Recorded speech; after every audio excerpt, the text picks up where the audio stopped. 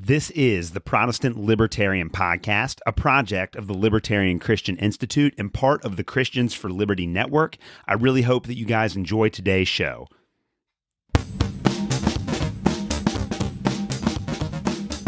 All right, guys, welcome to another episode of the Protestant Libertarian Podcast. My guest today is once again Dr. Catherine Pakaluk. Dr. Pakaluk is an economist and is assistant professor of social research and economic thought at the Catholic University of America in Washington, D.C.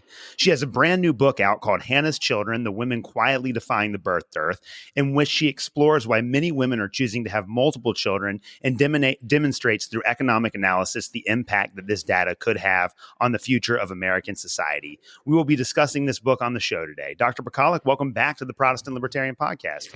Thanks, Alex. It's great to be here.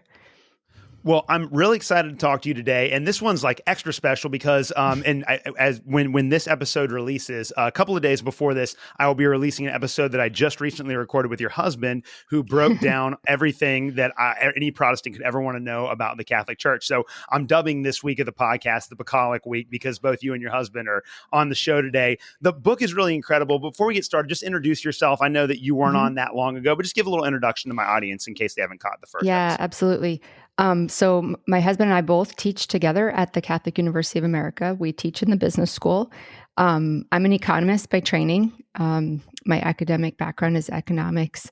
And like you, I'm interested in so many things related to the history of libertarianism, current takes on it, the integration between certain aspects of libertarian thought and Christian thought and Christian philosophy. Besides my professional interests, I'm married to philosopher Michael Pakaluk, and together we have 8 children, and we raised 6 children from his first marriage. So we love kids and love family life. We spend pretty much all of our time when we're not working with our kids and our grandkids. So that's me in a nutshell.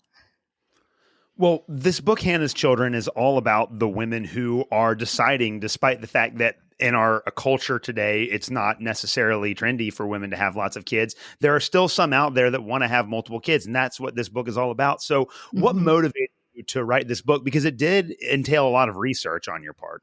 Yeah. So this is a labor of love from going back at least 6 years. And really, I tell a story at the beginning of the book, but that was kind of like the first time I thought about some of the topics in the book really deeply. And I think that story is about 14 years old now. But you said, what motivated me to write the book? Well, in some sense, I'm an economist. I work in the areas of what we call sort of popularly labor economics. Now, labor economics, like inside of what is labor economics, you think about who are the people that are going to make up the workforce, who's going to work and how much do they work and what kind of work do they do. And there's 2 subfields of labor economics that I've been interested in. One is the field that's related to family formation, family structure, and demographics, right? Because demographics feeds into the workforce, how many people that you have. And the other side is education, because education is what kind of helps you figure out like how productive your workforce is going to be. So I'm kind of explaining why it is economists would care about demographics or education. So I worked on these topics for a long time, and I read a lot about the falling birth rates. And, it's just a fascinating topic. I read a lot about the history of economics in relation to population. And meanwhile, this is like my academic interest. Meanwhile, I'm aware because of our personal life and, we had a bunch of kids. I come from a big family. So I'm aware there's a bunch of people out there that don't look like they have falling birth rates. And when you have that, when you see that kind of disconnect between a personal experience and what it is that the professionals know or the experts, like what do the experts know, right? Like what can they know? So you kind of, it's a natural question, is there anything from my personal experience that might like lend itself to something that could speak into this space that the experts are wondering about? And so the more I thought about that, the more I thought, yeah, okay, you know what? The falling birth rates, low birth rates are a really huge problem. And everybody on my academic team, the economists and the demographers, they basically throw up their hands. They say, this is kind of a puzzle. We don't know what the hell is going on. And I thought, personally, I know a lot of people who have large families, and most of them seemed to me to be motivated by some aspect of their religious faith. And I thought, well, first of all, is that true? Is it true that people are motivated by religious faith? Number two is like, what does that mean? Does that make it the sort of thing that would be irrelevant to economists and policymakers? And so the idea started to percolate in my mind, kind of put this together, like make this a project, do something with this. So really that was the motivation kind of came out of this one piece of history, my training, and then this personal exposure to something totally different. So kind of ask the question, you're the only person who's, like you see a thing on the ground, you think, wait a minute, it's like a golden ticket. Could this be worth talking about? Yeah. Yeah. And I mean, you have 8 kids, and it wasn't until I talked to your husband last week that I found out that you guys actually raised 6 from his previous marriage. So if I'm doing my math correctly, that's 14, which is just an insane number of kids. Yeah. Yeah. I mean, again, I only have 1 kid. It blows my mind that there are people that are able to do that. And it is true that, and as we're going to see, it's a lot more complicated than this later on in the interview, but it is true that like where I'm from in Northern Kentucky, the joke is that if you have more than 3 kids, you have to be Catholic. That's how you can tell who the Catholics are, but that's not necessarily borne out by the data. But you did reference in your answer to the last question an event that happened to you, and you tell the story in the book, and it's a really cool story. Well, it's a really interesting story, I guess, of an event that happened to you when you were on the train a long time ago. So I want you to tell that story now. And what does that story tell us about the way that people in the Western world understand childbearing these days? Yeah, it was this is a great story. Again, it was 14 years ago. It was a couple months after my then baby was born. So that child is now 14. That's how I remember when this story took place. That was my 6th baby. And I was riding a commuter train home from Washington, D.C. We lived out in Virginia, about an hour outside the city at the time. And it's a commuter train. Like moms with babies aren't on this train very often. So the train is like stuffed with, commuters and doing their thing. And I just kind of squeezed myself in. I don't normally ride that train. I rode it, I don't know, I was just coming home from a trip or something. And I remember sitting down, squeezing in. I had the baby in one of those little like front packs, that kind of carriers, like attached to my chest. So just his head was peeking out. And so, all these people are like, oh, baby, a baby. And then one of the ladies next to me, she turned to me and she said, wow, this is like little, is it? You said you're first. And when it's your 6th and that I was probably your age, like it was probably about 34 at the time. In fact, if I've got the numbers right, I was probably exactly 34. People see somebody that's 34, they're not expecting you to say 6. And they're not expecting you to say 6. So you're like, should I just say, you're like, yeah, like, should I tell a lie? Should I just be like, yeah, it's my first, just to get the question off my back? Now, obviously, like, you don't want to tell a lie. So, you're like, but you're kind of dreading the reaction, and normally the reaction is like, oh, wow, like, why, why, or, that's a lot. Or, so I said, no, he's my 6th. And then there was this kind of pause, and the lady said, wow, 6, I guess your husband still wants you. I was like blown away. Like I was speechless. I didn't know what to say. I had no snippy answer for that. I had nothing cute to say. You just kind of smile. But that really struck me with a lot of, I guess I would say, tragic force. Where's that coming from? And it kind of really started me pondering about the relationship between, family, children, love of life, and marriage quality, crazy, because something was wrong. Something was wrong in this lady's life. I don't know.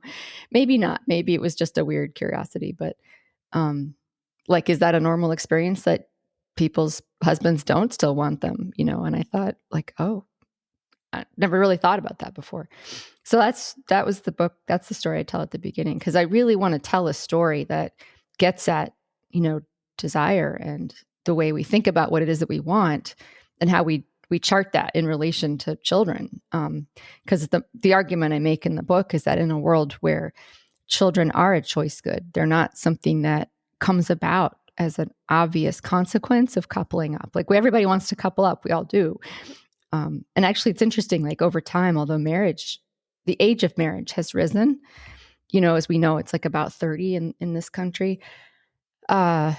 one of my good friends, Brad Wilcox, who's just written a book about marriage, actually, he was the first person to point out to me, he said, look, the age of marriage rises and falls depending on all kinds of things. And right now it's quite high. But the age of first coupling up, like first cohabitation, has been pretty constant throughout time. Like it's a pretty natural thing. People want to couple up. Why they're not turning their coupling up into marriage today is one of the big problems we have to think about. But I'd put it this way, like coupling up used to leave to kids. Now that doesn't leave to kids. They really are a matter of choice. And so if they're a matter of choice, we got to ask, like, why do people want them, or what leads to that wantingness? So yeah, that was the story. That's the story. The stranger on the train. And I think you make the really good point earlier in the book, and you've kind of already alluded to this as well, but when people think about the issues of childbearing, they usually think about these in social or theological terms, that the reason why people like might or might not have kids or might not get married can all come down to like social, cultural, or theological factors. But you are analyzing this from an economist standpoint, and you make the really important point that a lot of people that analyze economics and think about economics often miss, that there's no economically more important question than the family. Like when it comes to economics, the family unit is fundamental to that. So I want you to explain that to my audience, because I know you've read all the literature, and I read a lot of economics as well. And the family unit very rarely comes up in economic analysis, but it's front and center in your work. So just walk us through how the family is at the center of many of the most important economic questions that we can ask. Yeah, sure. I would say it mirrors the thought in classical political writing over time, right? So Aristotle talked about the family as the basic cell of society, and that's something that we're so used to hearing, that the family is the basic cell, that it's almost a cliche thing to say, the basic cell. I always ask my students, like, well, what does it mean that it's a basic cell? What does that exactly mean? Well, one thing it means is that there's no masses of people. There's only masses of families, right? That what that means is, like, the fundamental unit isn't, right? It isn't like we think about biological organism. When you get down to the level of the cell, if you go further and you want to grab like a nucleus or something, at that point you have to destroy a thing. You have to destroy something that has some kind of integrity, right? So when we think about economics doesn't naturally lend itself to thinking about clusters of people. So actually, this is where, like, in a sense, certain strands of libertarian thought bump up against Christian and political thought, because politics is all about the group. Right? It's all about, like, how does this group of people govern itself? How does it organize itself? So economics really likes to think about, like, the one, right? And in part because the individual person, is the locus of human action. And that's what we're trying to think about. So although economics focuses on the one and politics on the group, right? And politics rightly says, look, the family is the basic group. There's no smaller group. That's it. What economics doesn't have any story about is, like, well, how do you get more people? So why would you need more people? Well, fundamentally, you can't have economic growth without more people.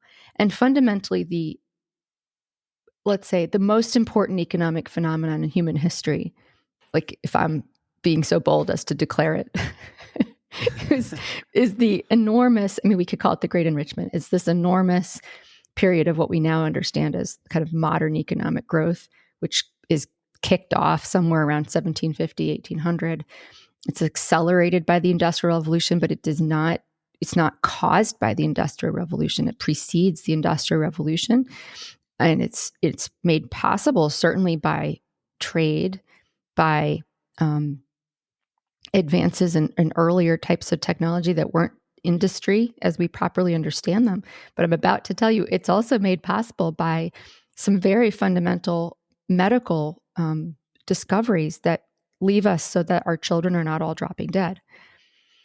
So economists have been asking a deep question for a while, which is, when this hockey stick level of economic growth happens, starting around 1750, 1800, it's hockey stick level, right? It's like, wow, like basically the world is poor until 1800, and then you have growth, right? And we look at this, we're like, wow, this is amazing. So the question is human population a leading or a lagging piece of that story, right? And of course, it's both. It's both, right? So the more growth you can have, the more people you can support. But do more people then cause more growth? Or are more people bad for growth? And really the consensus among people who I think have really both tried to track the story of population and tried to track like the empirics of growth, I think the consensus would be actually that people make growth, right?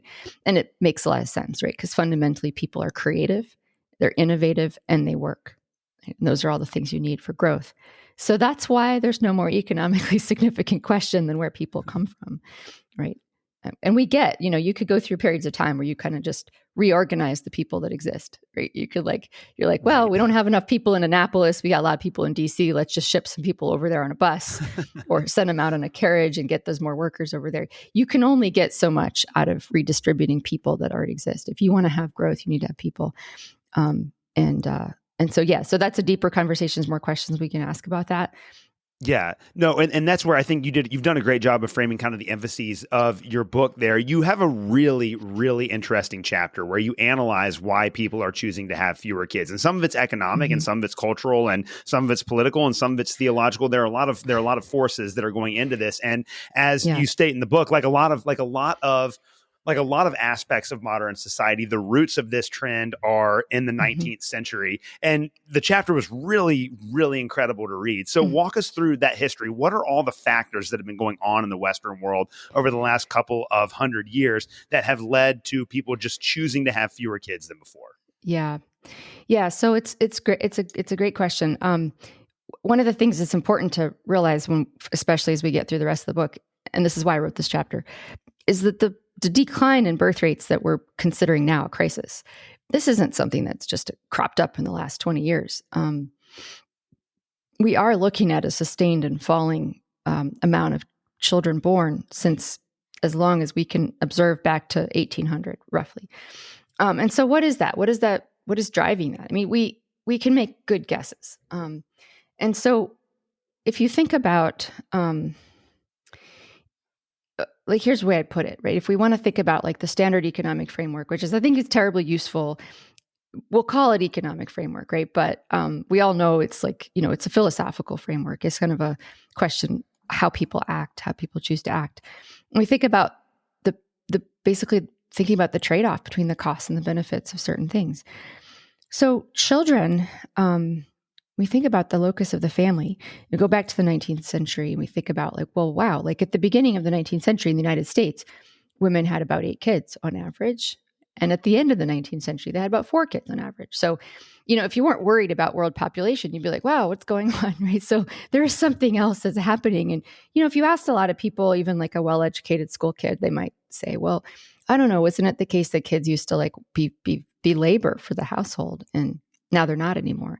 And that's approximately right. There's an important part of that story.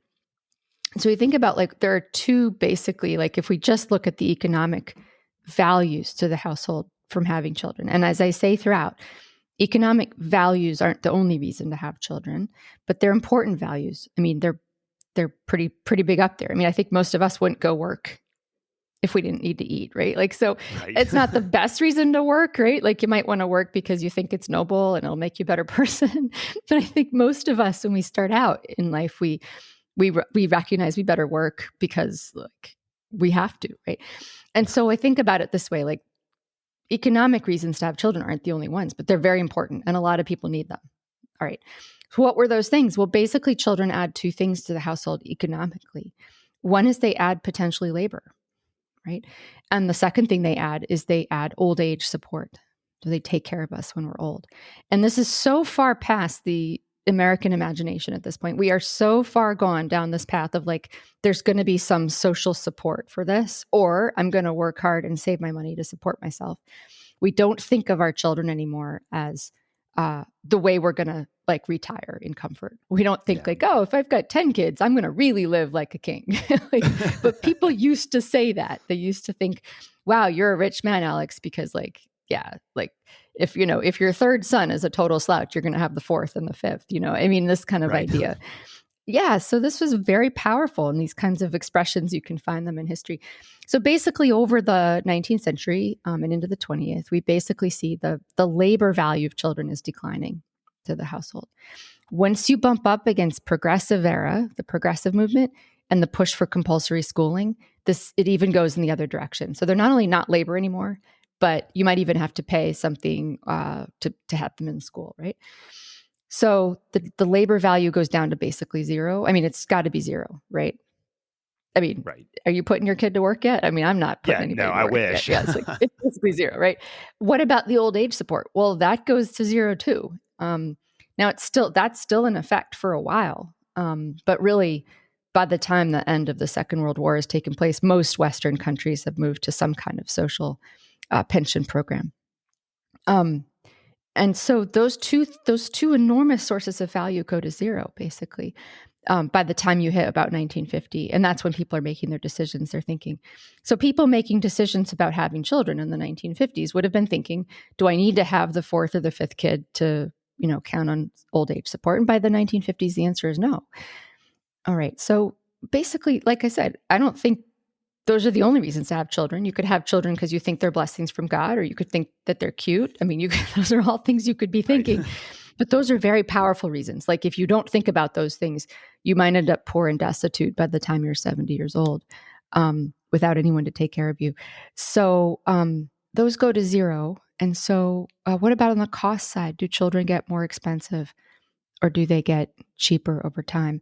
And on that side, I like to distinguish between two things really quickly. One is the subjective outlays. We have to pay something to have our children. Well, most things have gotten cheaper. Food has gotten cheaper, right? Like housing, strictly speaking, has gotten cheaper if we do it as a proportional amount of people's income. And why? Because actually great capitalist environments have delivered us a lot of goods cheaper, right?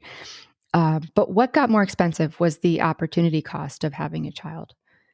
Because primarily, like the biggest input into raising a child is largely a woman's time. Or we could say the couple's time, but largely woman's time out of the labor force.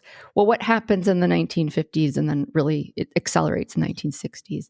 We have this revolution in the ability of families to plan their family size. And that's just made possible by super effective birth control.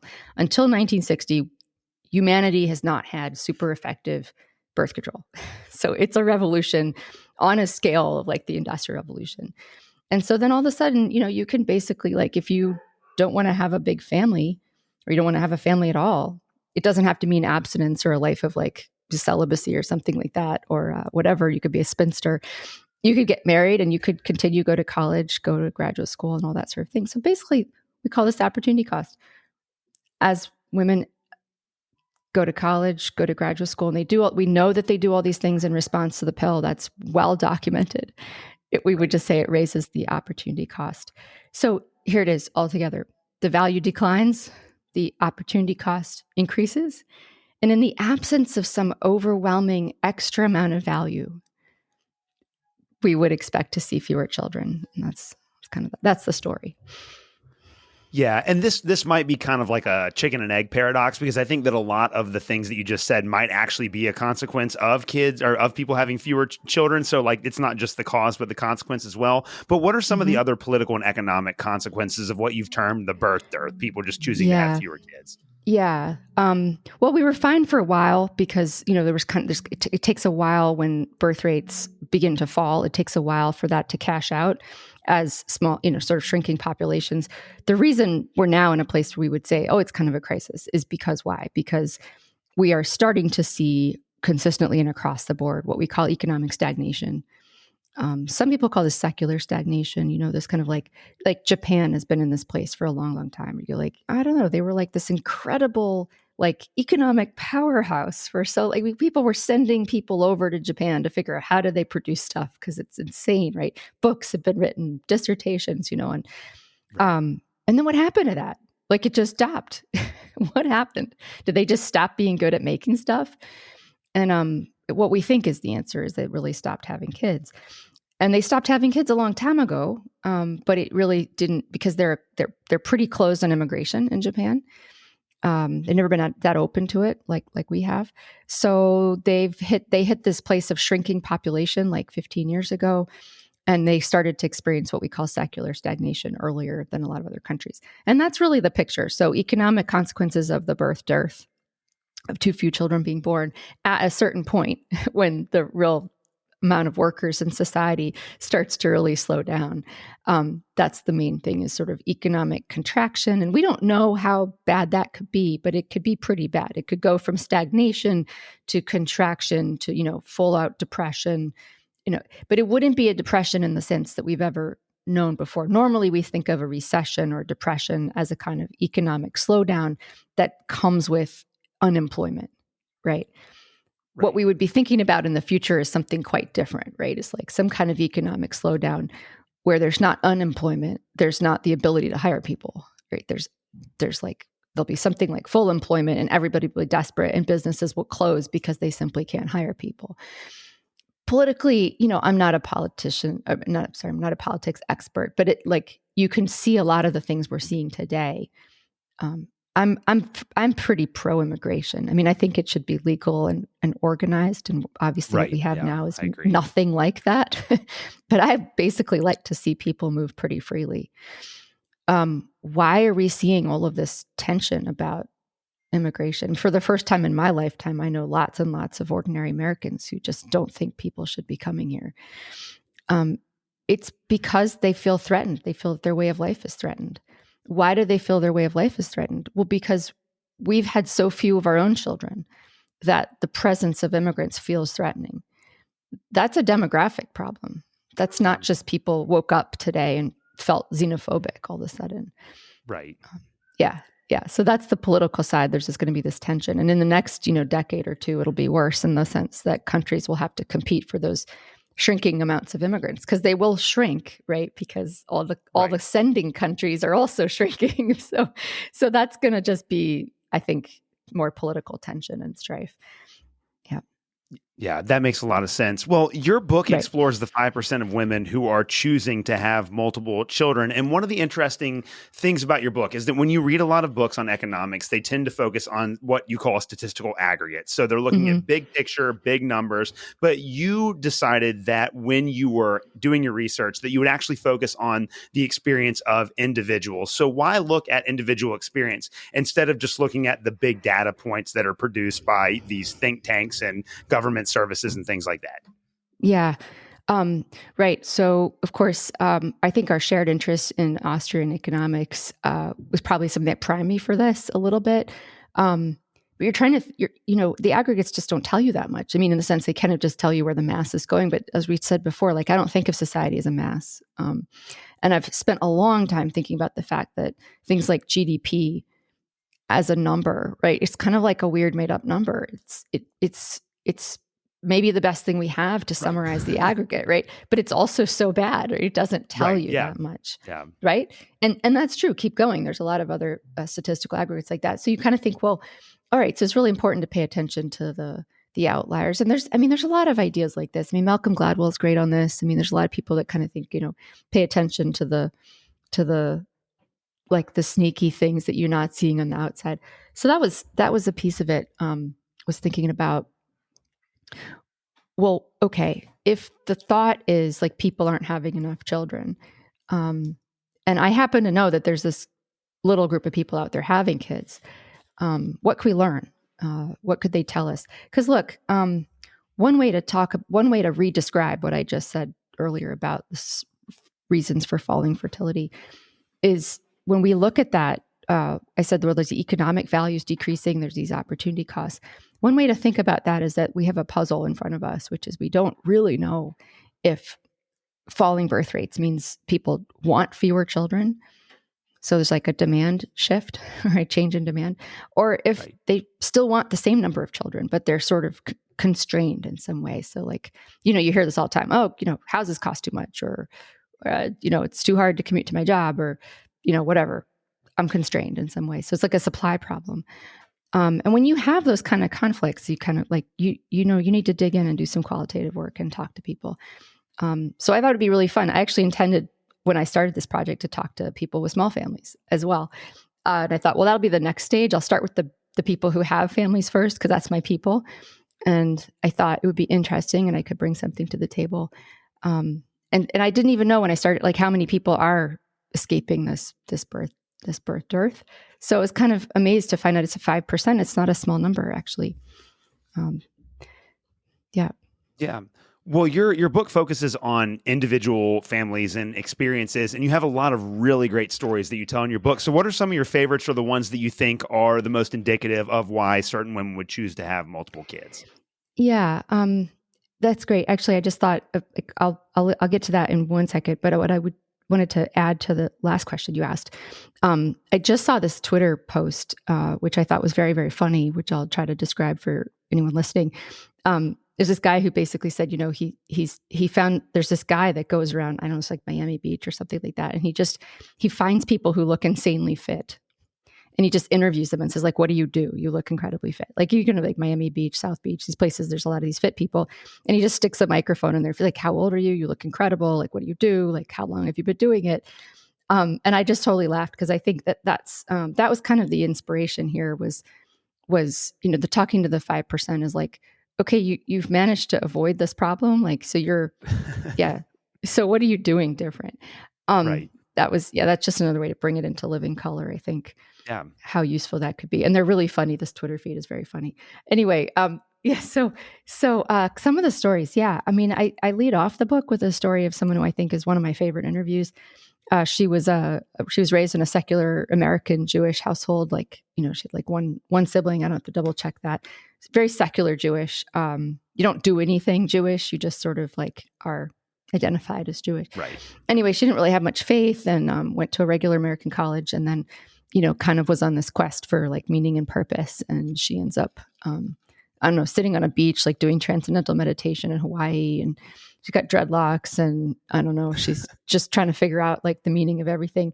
And she says during that time when she was like doing meditation on the beach, she felt like the quest was kind of like the concept of infinity. Like, how do you really enlarge your, I don't know, like enlarge your whole identity into merging with the universe and being infinite. Anyway, long story short, eventually she is still on this journey. She makes her way to Israel, meets some really charismatic, if you will. Is it fair to call some Jewish communities charismatic? Meets this charismatic rabbi in Israel.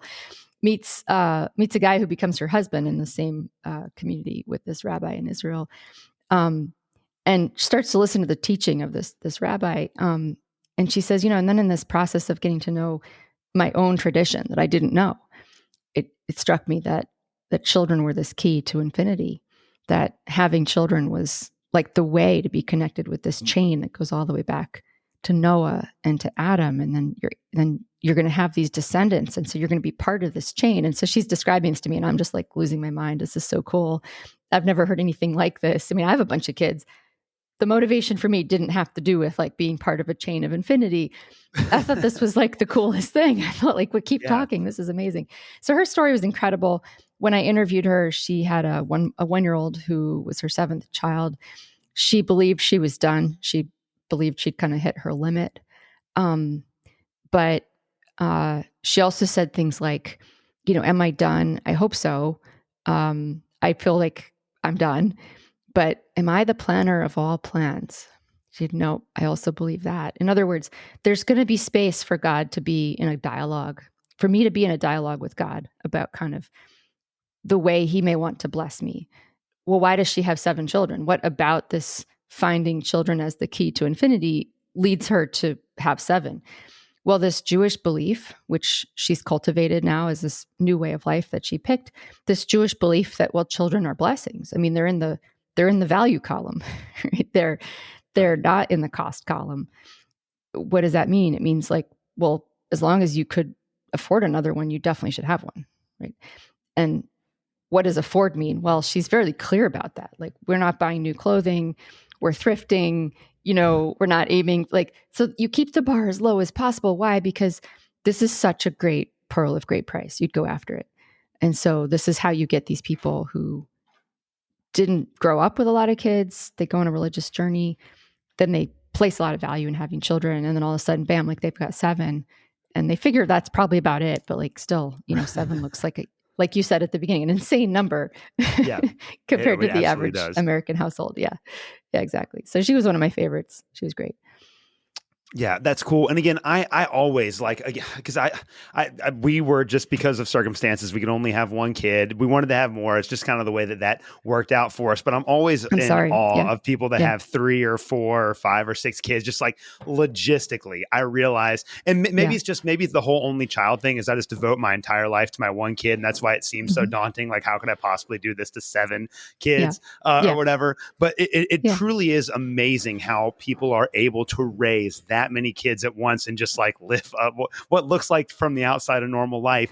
So what does the data that you gathered from all these interviews tell us about why people choose to have multiple kids? Because it does seem like from the outside it's very challenging, and like you said, you have to give up a lot of opportunities that it seems like a lot of modern Westerners wouldn't want to give up. What data did you get from these interviews? Yeah, and so, just because you shared your story, I want to make it clear for your listeners too, that this project wasn't about and isn't about making anybody feel bad for the choices that they made or for the blessings that God has given them. And it's a mystery why God blesses some of us in different ways. Certainly wasn't about that. And at the end, I think we'll get around in our discussion to kind of like the actual relevance of talking about the way in which people make these decisions, right? So I think this has a profound policy message, which we'll get around to. So what did I learn? Well, what I learned is kind of like Hannah's story that I just told you is like a kind of microcosm of what I learned in general. I learned that, surprise, surprise, like people have more children when the value of the next child, the marginal next child, outweighs the cost of that next child for them. What was really interesting about these people, this women that I talked to, and again, they're Mormon, Jewish, Christian, a whole variety of Christian backgrounds, Catholic as well. What I learned was that there are a lot of expressions to that kind of value, but that basically women who saw children as expressions of God's goodness and the way that God wants to bless us, placed a priority of value on children that made it worthwhile to do, like you just said, like all these hardships, these different things that make it hard. So thinking about that story I told you earlier about, well, what's the story? Why are people having fewer children? And I said, well, is it a demand problem or a supply problem? What I'm coming to the table and saying is, well, I don't know, but the people who are avoiding this falling birth rate problem, they seem to be different from other women. How? Well, the difference isn't that they're reporting that they've got lower costs. They're not all people who said, I've got no opportunities outside the house. Like there's nothing else I would like to do. I have no hobbies. I really don't like to sleep. I don't care to sleep past, 3 a.m. They were really different in the sense that they described a very profound amount of value that it seemed to them to. So this is worth doing. This is absolutely worth doing. And, when you think about like that next child, you think, oh, maybe my body is done. Like I feel like that was really tough the last time. I couldn't do it again. But something about the eternal value, like, well, this child isn't just going to be valuable in this life. This child is going to be valuable forever. That gets you past a lot of things, right? Yeah. And that's a really powerful story. And of course, your book is called Hannah's Children. And so in what way are these women following in the footsteps of the biblical character of Hannah? And actually, maybe for some of my audience, you might actually want to explain who the biblical character of Hannah is first, and then talk about how these women are following in her footsteps. Come on, Alex. This is the Protestant podcast. You guys are supposed to be really up on the Bible, right? Yeah, well, we're going through an epidemic of biblical illiteracy in the United States right now. So we're trying to get as many people up to date as possible. Fair. Well, I will make your listeners feel better and say that I only remembered, before I started this project, I only remembered the merest contours of Hannah's story. And there was a day when it kind of hit me, like maybe I should talk about the biblical Hannah. So I had to look it up, and there was stuff I didn't remember. So let me explain that. The biblical Hannah, she's talked about in the first book of Samuel, and she was the second wife of a man named Elkanah, and he actually liked her better. He had 2 wives. The scripture says this. He's like, well, he had 2 wives, and basically the first wife, he had a bunch of kids with her, but Hannah was his favorite. He liked her better, but she hadn't been able to have any children with him. And of course, this was a great shame. She feels very deeply ashamed and sad, and so she prays at the temple. The scripture says like night and day, she goes and prays at the temple, and she's really desperate. And she begs God. She says, if you'll just favor me, your servant, with a male child, I promise to bring this child back and live in your service. I mean, to basically to help at the temple. And so it's really, so the priest sees her and just says, well, come on, God, we got to fix this. So anyway, the end of the story is she receives the gift of a baby. So she's given the child, who's called Samuel. And then what happens is, so this is as much as I remembered. So she's the woman of the scripture we all remember. For this child, I've prayed. And that's something people will say that a lot. Sometimes you see it on birth announcements, like, for this child, we prayed. And so she's invoked too, for people who have infertility or struggle to have children. And so when I thought about, so here's the problem I faced, right? So I want to write a book about people who have this different amount of value for children. But I'm here to tell you, none of them said I got married so I could have 6 kids. That wasn't the goal. They weren't out to have large families. They were out to accept children as a blessing. So how do you write about that? What's the way you write about it without saying, like, women who have huge families, right? I didn't want to do that. I didn't want to call them that, because actually I think they share a lot in common with women who weren't blessed in the same way. So I thought I need an archetype, not a number. I need an archetype. So I thought, who's the archetype? And so I kept thinking it was Hannah. So when I went back to read the story of Hannah, this is when I discovered in the next chapter what I had never known, or maybe forgotten, because you said biblical illiteracy in this country. Raise my hand. But then what happens is she receives Samuel. She raises him for a couple of years. When he's like old enough to be dropped off, which, it's like amazing, she brings him back to the temple. She is going to obey her, or she's going to fulfill her promise to God. And she brings him to the temple. He's a little boy. She drops him off and she's like, here you go. I promised to bring him back to you. And then Eli is astonished, and he looks at her and he says, like, that is an incredible amount of faith. And he says to God, like, we need to reward her for this faith. And she goes home, and we're told she has 5 more children. So the biblical Hannah really did get at, like, 2 pieces that as an archetype, that I thought was really important. The first was, these are people who place so much value in children that even if God didn't send them, they would pray very hard to have a child. Like a very orienting, it's a kind of value attached to childbearing that's so important it orders all the other things in your life. Right? You do whatever you can. So that was the first part. But the second part, which was actually just as important, if not more so, is that she makes a sacrifice. Like, so she brings Samuel back. She gives the thing that's most important to her. It's like a huge personal sacrifice. And then she just feels like she's gotten this, so she gets this huge reward. So God repays in this, typical biblical way. Like, it's so ridiculous, right? The miracle was that she had 1 child. That was a total, like, gobsmacking miracle. Like, you can't even believe it. She's barren. She's ashamed. She's lower class because she has no kids. So it's a miracle to have 1. So when you think, what does it mean that she goes home and has 5 more?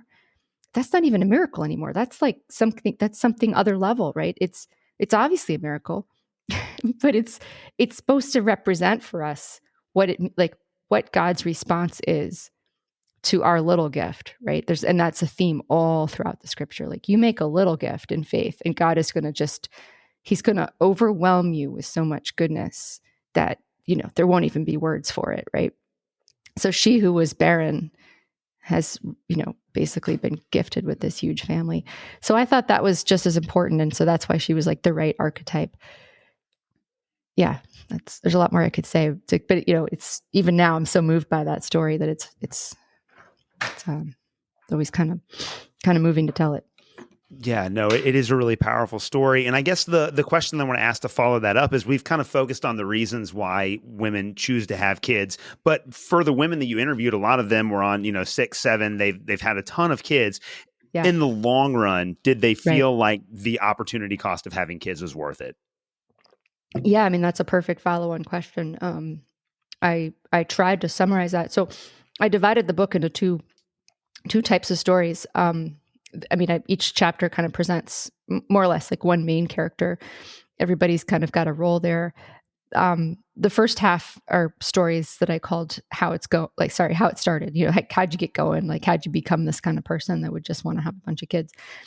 And the second half, I try to tell some of the more detailed stories about how people felt it was going and did they feel it was worth it. Now obviously there's a selection issue in my sample here, right? People who set out to have as many children as God would send them, and if they hit baby number 4 and they felt like, yeah, that's it, it's not worth it anymore, they're not going to be in my sample. So it's not a surprise that people going on to have 6 or 7 felt that the benefit had been more than worth it. But what I was after was the language. Like, how would you describe it? Like, what did you get out of this? Like, why do you keep going? And that was just a cool spectrum of neat things. People talking about the just unexpected joy of having, well, like you're saying, you have all this, like where your kid is at the moment. Imagine if all of a sudden you have this experience of I don't even have to raise my kid anymore because my 15-year-old is doing it all for me. Not that it's taking it off your shoulders, but instead you're participating in this amazing creation where you're wait a second, I'm seeing this 14-year-old son of mine who's looking after his 7-year-old brother, and he's making him lunch, and they're just constant companions. And now you didn't just give birth to a child, you gave birth to this community of care. And you're sort of witness. So I mean, the women talked about how amazing that was, and we'll just keep going. The virtues that arose in their marriages, the quality of their marriages. Ultimately, a lot of them talked about feeling like they found themselves in a kind of profound way. We're all a little bit screwed up and lost when we're in our 20s, and you kind of start off on the path you start out. And we think a lot these days about this quiet quitting phenomenon people talk about. We were talking about it for a couple of years after COVID. There were all these people that were kind of just, working from home had kind of caused them to stop and ask if they were really quite satisfied at work. These were women who reported kind of the opposite, starting out and being kind of daunted, but then as they got further and further into this lifestyle, feeling man, this is who I am now. This is who I am now, and it's so great. I would never want to go back. So a lot of different expressions of that. Probably ultimately joy was the number one. So yeah, they did feel rewarded. And that was a piece of the puzzle, right? It was okay, so this fits what we think of as kind of normal behavior, but meaning these are people doing a thing, they think it has value, and then they feel really rewarded and they do it again. The reason it's worth telling is because nobody ever hears this. So right. Yeah. Well, I have to ask you an economics question following this up. So you have quotes from Hayek and Mises in your book. Love both of them, my 2 favorite economists of all time. And really, they are kind of, along with, I think, Rothbard and Menger and some other people, the anchors of the Austrian School of Economics. And in a lot of ways, the fundamental insight of the Austrian School of Economics is the subjective theory of value, which is the idea that value cannot be objectively quantified. You can't look at a good or a service and simply say that all of the parts that were composed to, or the cost of all of the parts that were put together to produce that good or service is essentially its value. That's not the way that value works for human beings. And instead, human beings value different goods and services at different prices for different reasons. So how does the subjective theory of value play into your analysis of the reasons why certain women and families tend to want to have more kids?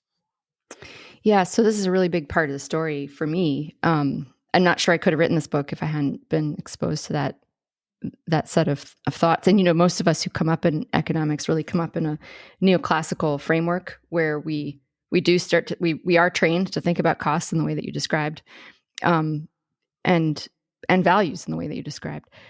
Yeah, subjectivity. Yeah. Oh, yeah. I mean, just to throw this in there too, I have another friend who's been on the show a couple of times before, who's an economist, and he said that when he was taught about the Austrian school in college, that they essentially taught it as a form of economic heresy. It's you have these people over here and they're saying these things, but we know that that's not really true. We really need to be focusing on these other things. So yeah, I know that even for people that come up in that the field of economics, it's kind of a marginal way, no pun intended. It's kind of a marginal way of looking at economics. Yeah, that's right. Well, what's funny about economics, as you say, so I didn't come up in that school, but I kind of discovered it in my 30s, little by little.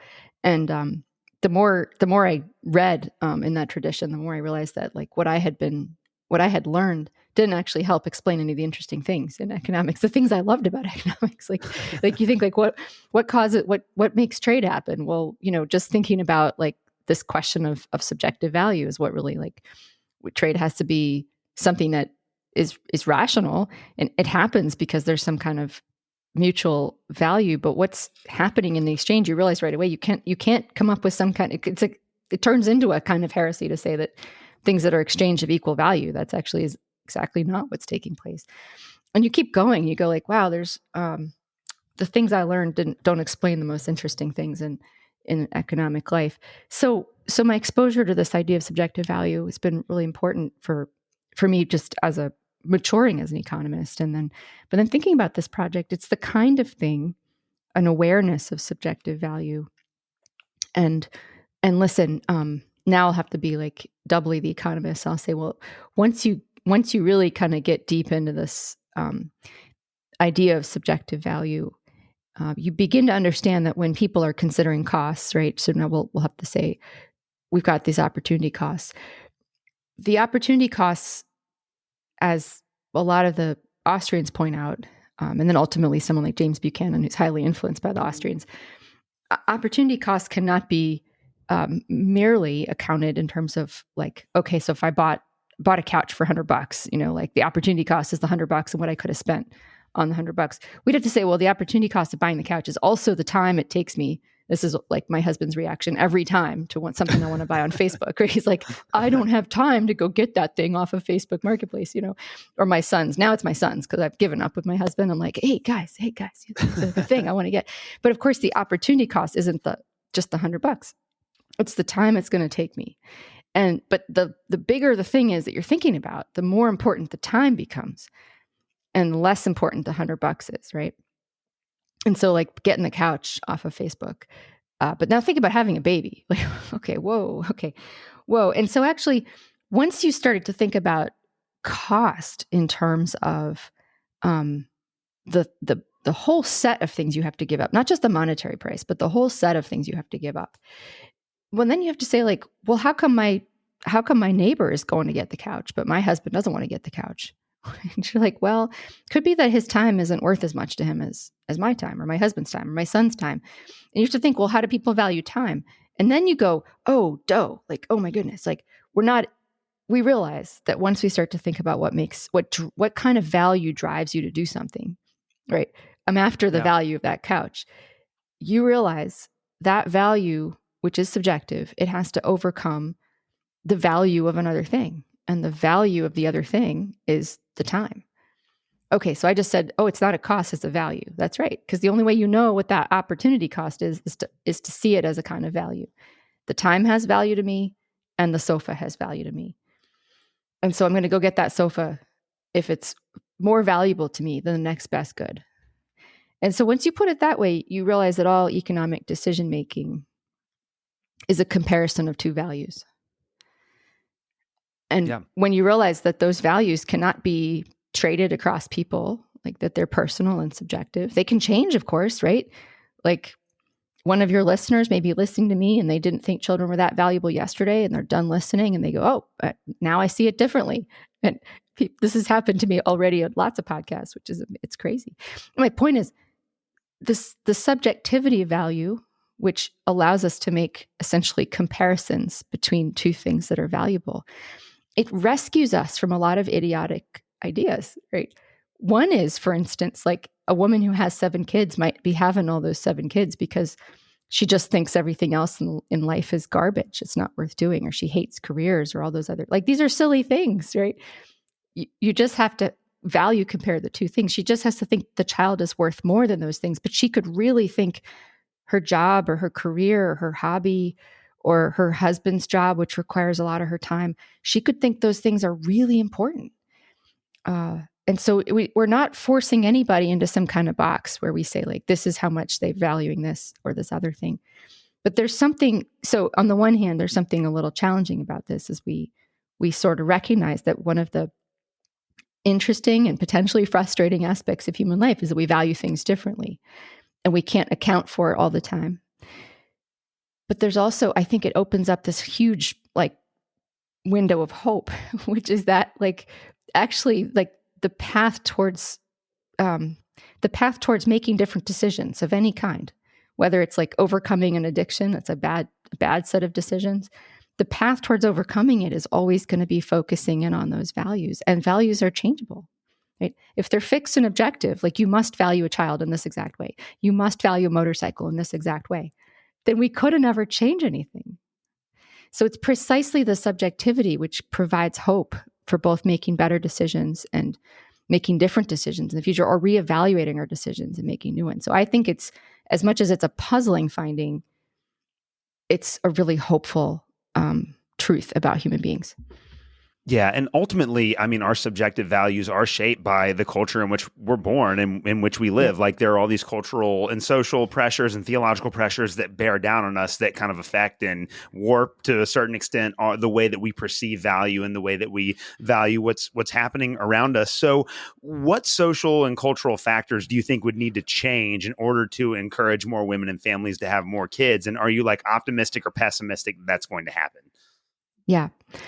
Well, I think there's a lot of things. I mean, so people will point to things which I would like to actually dismiss really quickly, but I'll just say them. And people, you hear them, even women in the book, they talk about like, Hollywood and movies and music, this whole world of like influencers, right? Like the influencers, there's not a lot of the big cultural influencers that are trying to shape people in the direction of like health. We'll just say healthy family formation. I just want to say clear, I don't think there's an ideal number of children for a family to have. I don't think that. So my interest here is not necessarily, in the direction of like trying to persuade people they ought to have six. It's a kind of point of revealing the information. We'll get around to some of the bad policy ideas that are on the table, but people will point to these things, these cultural factors. I think they matter. There are things that probably influence the cost more than, or the cost in terms of like the perceived social penalty, like nobody else has more than 2 kids. But I think that the thing that I heard the most, I mean, the thing that seemed to come out of the interviews, and I think that I would want to focus on is like, what's the biggest shaper of our values? For most of us, it's like our home, like where we grew up, and it's our school. Because we're just really susceptible. That's when we make these value formations. Yeah, absolutely. So we could blame Hollywood till the cows come home, and we could say they only talk about this, or when they portray people with kids, they're always like making jokes about them or whatever. But I think it's much more deep than that. I think it's like how we grow up, and most of us don't grow up with many siblings, so we just don't know.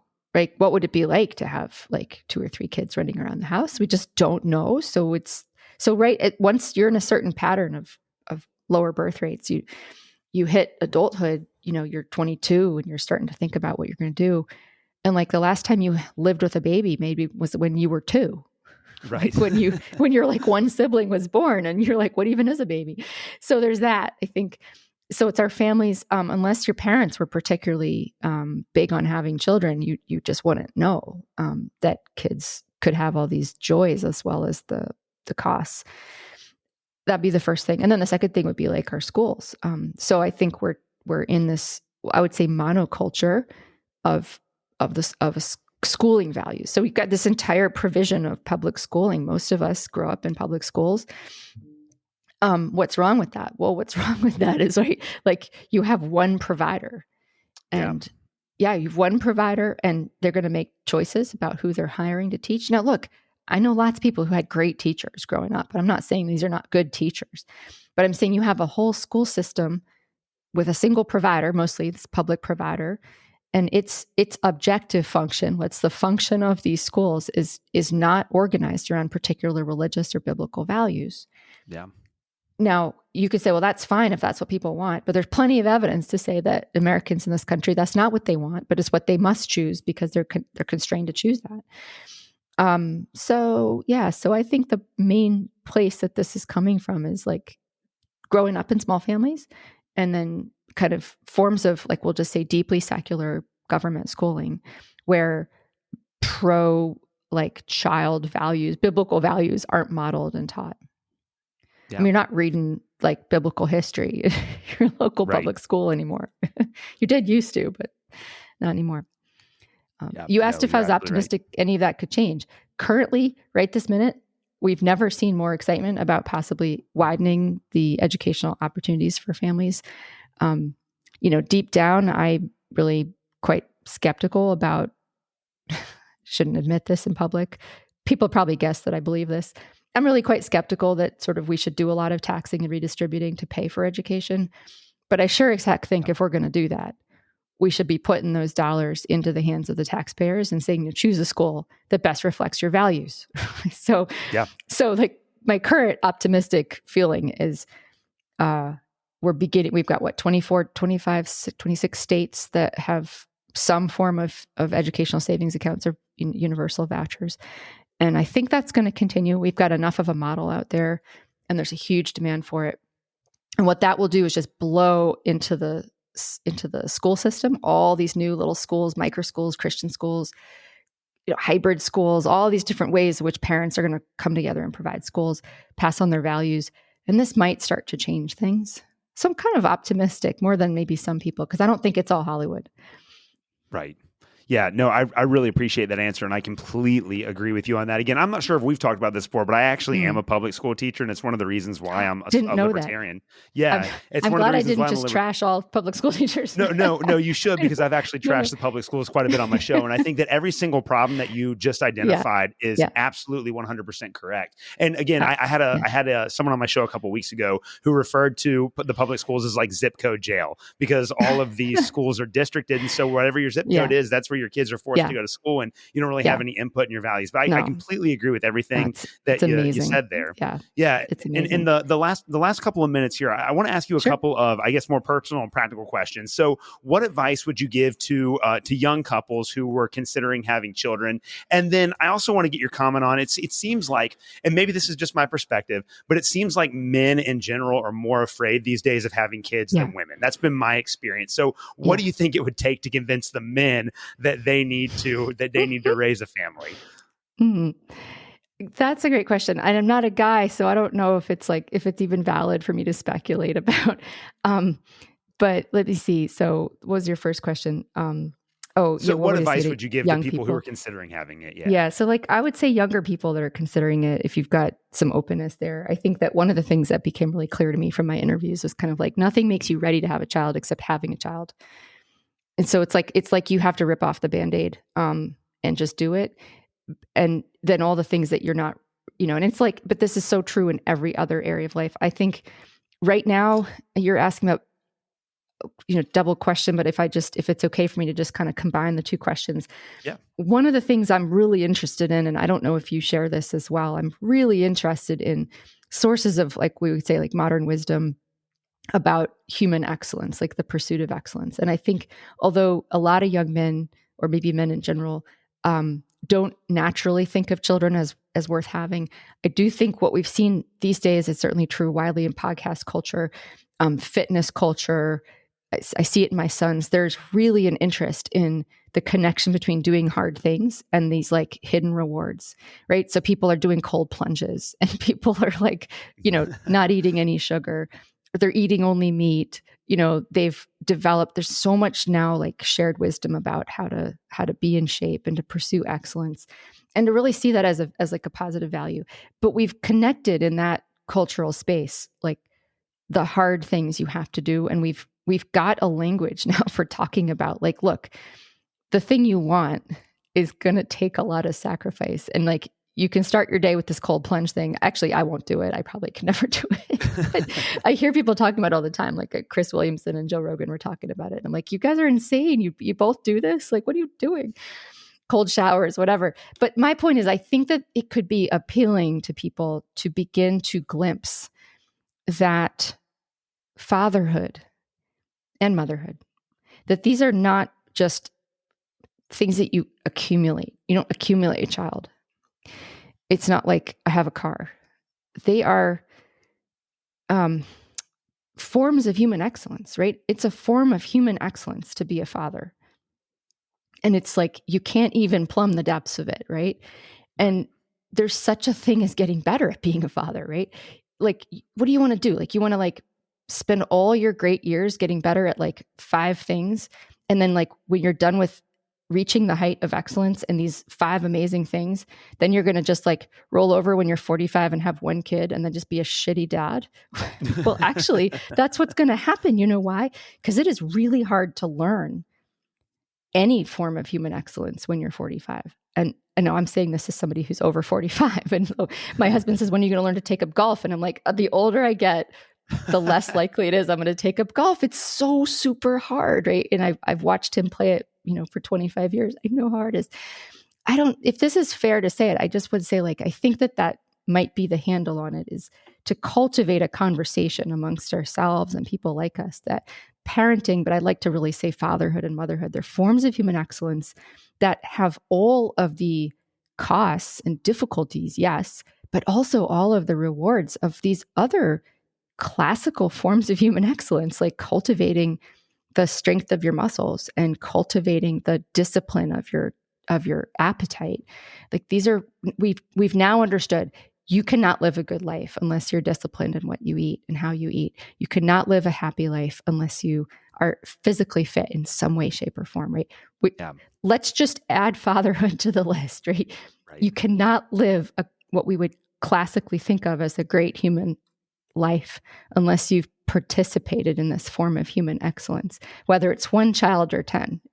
It's still the same, right? That's true. So it's a blessing. That's what I would say. That's the kind of thing. I think the place we have to go. Not this kind of like, oh, it's not that bad, right? That's like selling it on totally the wrong grounds. I don't think that's what it is. I think it is that bad. I think it is really, really hard. It's just that all of the benefits are just completely.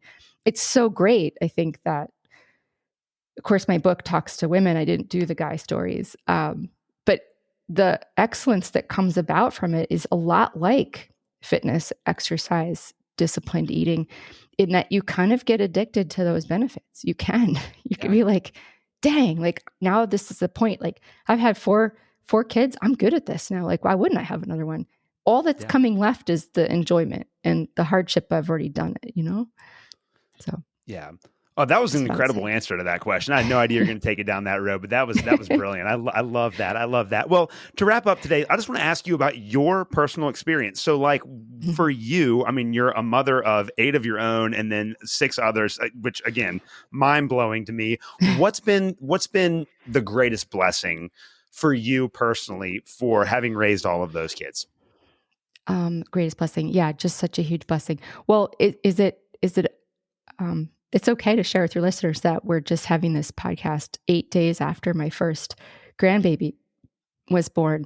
So, just to put it out there, a lady really shouldn't tell her age, but like, I'm over 45 and I'm under 50. So, and people go like, are you too young to have a grandchild? Well, I was 25, 26 when he was born, and he was 20. No, that doesn't quite add up, right? Maybe I was 27 when he was born. He's 20. So, I mean, point is, like, the generation size shrunk there from me to him. Yeah. There are no words to describe like how outrageously cool it is to see your son as a father, and to see that at an age when I'm young enough to go participate and like look forward to a future lifetime of enjoying this grandchild. I'm just picking out one thing. You said, what's the greatest joy? I mean, I've loved learning about how to be a better mom. And it's so rewarding in its own way to know these human beings so intimately and to participate in their growth, right? And so, like, you love them as a baby. You're like, oh, you're so cute. You can't do anything, but you're so cute. And then they're old and they're still cute, and I think that is just sublime. It's the kind of thing that makes all the other things in my life worth doing. It's what gets I love economics, but I mean, any job has hardship, right? But it's what gets me through those harder times. I couldn't put it in reverse, right? I couldn't say like, having kids, I couldn't put it in reverse where I would say like having this great job is what gets me through the hardships of having parenting. Like it doesn't work that way. It's like the one thing that gives meaning to all these other things. Obviously, I could bore your listeners forever talking about it, but I just want to say that, like, when I was a kid, I never imagined that there was this like world on the other side of having kids that was just I don't know, it was like black and white and now it's color, right? It's that kind of thing. You know, those videos of the kids who get glasses, the babies with the hearing aids. Yeah. For me, that's kind of like there was before I had kids and then there's after you have kids. But you really, at least for me, the benefits get bigger over time. I don't know how old you have a son or a daughter. I don't know how old. Actually, she's 8. I was going to say, I'm looking at the pictures behind your head and I realized that was a dumb question. You obviously have a daughter. Yes, absolutely. Yeah. No, and I actually just got her age wrong too. She just turned 9 a couple of weeks ago. It's okay. It's a super great age. And I was going to say the pictures make it really clear to me. Cause you have enough kids and you're like, oh yeah, that's a girl. And I could probably guess the age. But the older they get, I think like the cooler it is. You're like, well, that was really great. And then you're like, that must be it. That's peak awesomeness of being a dad or being a mom. Yeah. And then something else happens and you're going to be walking her down the aisle and you're just going to be like, I can't even put this into words. Yeah. So I can't put it into words. Yeah. Well, that's a beautiful way to end this. Dr. Catherine Pakaluk, I really appreciate you coming back on the show today. The book is Hannah's Children. Highly recommend it for my audience. Before I let you go, where can people buy the book and then find and follow you? Oh, sure. So it's obviously an easiest place to find it on Amazon, and it's Audible and Kindle and on Amazon. It's other places as well, Barnes and Nobles and the like. You can follow me on Twitter. I'm in there. I do tweet a lot about the book. And shortly there'll be a website up at pakaluk.com. It'll probably have some of my stuff and my husband's stuff as well. We really are a pair. We go at a lot of questions together. We love that, but largely on Amazon. And if you do pick up the book and you enjoy it, be sure to leave me like a couple of good stars there. It really helps for a completely unknown authoress like myself. So anyway, thank you. Yeah. Well, Dr. Pakaluk, thanks again for coming on the show today. Welcome, Alex. Thank you for listening to another episode of the Protestant Libertarian Podcast. If you have any questions or comments, please reach out to me at theprotestantlibertarian@gmail.com. You can also find me on Twitter. You can follow me at the handle @ProLibertyPod. Again, that is @ProLibertyPod. And you can also visit me at theprotestantlibertarianpodcast.com. At theprotestantlibertarianpodcast.com, you can also support the Christians for Liberty Network and the Libertarian Christian Institute. Thank you guys so much for listening to this episode, and we will see you next Tuesday.